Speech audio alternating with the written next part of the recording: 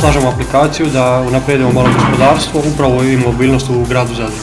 Aplikacija je vezana za, ajmo reći, da potakne ljude da bacaju smeće u kante, a ne u more. Osim Smart City, mi bi napravili nešto i green, zeleno.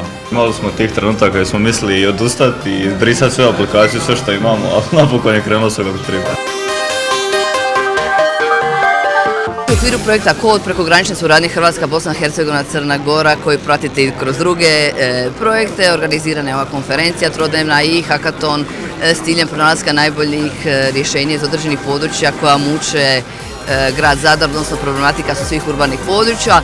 Inovativnost, nove tehnologije, digitalizacija, pametni grad, to su teme koje zaokupljaju sve današnje suvremene gradove.